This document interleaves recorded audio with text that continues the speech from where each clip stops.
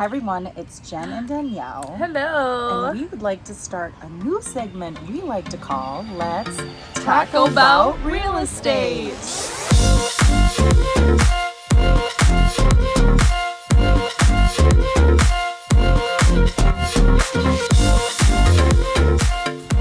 we're going to eat a taco and talk about real estate. Yeah. Happy Taco Tuesday.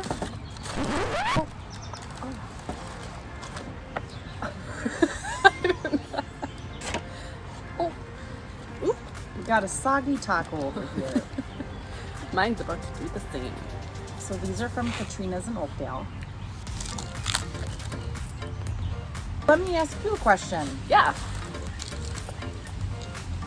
What is one of your most funniest real estate moments?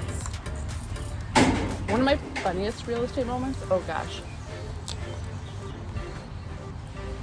I don't get embarrassed. That's a lie. I kind of do. Well, I have a story. Yeah, you tell me yours.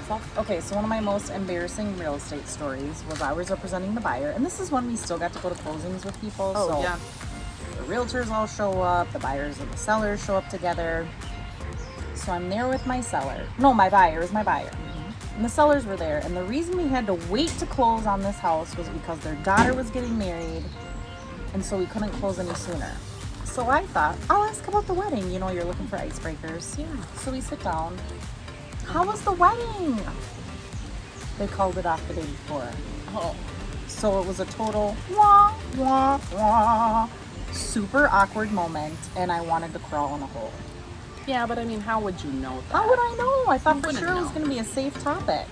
I would say, yeah, I probably would have done the same.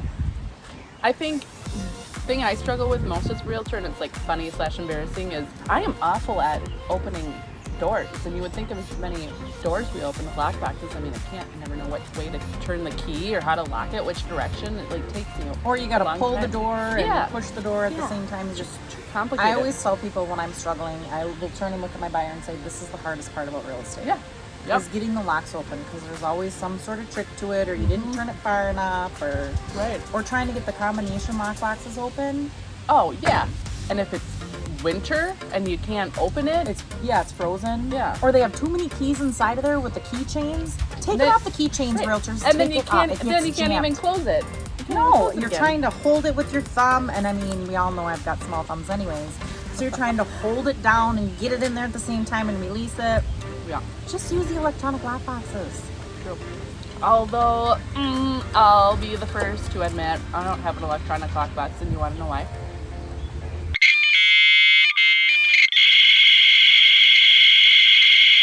Are you serious? Yeah. Oh, for heaven's sake. Secret's out. Okay, I was showing clients a property way up north where there's like no Wi-Fi, and the person had an electronic lockbox, and I couldn't get my phone to connect, and I couldn't even get my phone to have service to call to have somebody unlock it for me. That is a problem. Who's your service provider? Well, back in the day, nobody had service there. My clients didn't have service, and we all had different providers. Okay, well that is So I had to like something that hold we my need done. phone. To Real get weird. service. Yeah. So then I said, you know what? This is why I don't like these things. Although I do like them. So maybe I'll do it. I got a question for you. Here, let me switch my glasses. Okay. What do you got? What would you, as a seasoned realtor, tell your newbie self? Well, I wouldn't say it gets easier. Parts of it gets easier.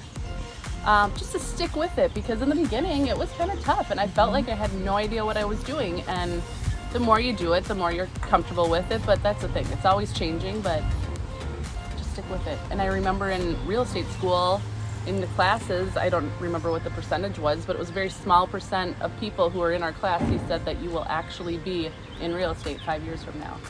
And so that's what I also didn't want to be, that statistic. So I was like, I'm not going to quit. I'm not going to quit. I'm gonna at least wait till my 6th year. Right.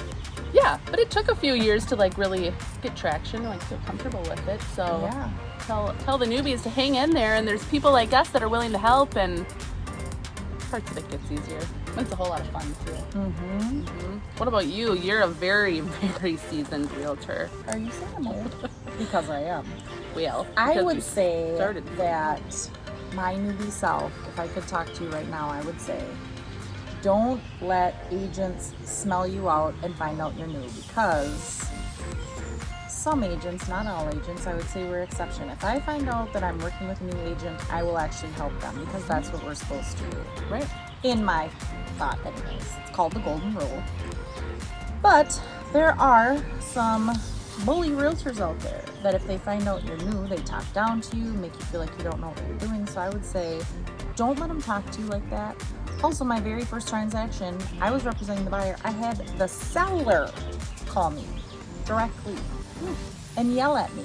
And I cried because I was 19 years old, and that's what you do. But if a seller called me now, I would not even talk to them. I would say, you need to contact your agent. I do not represent you. Right. So you get thicker skin. That's right. The longer you're in the business, you get thicker skin, you get more knowledge, you figure out what you're doing, and I wouldn't let people take advantage of me. That's what I would say. Good. Well, this is our first edition of Let's talk about real estate.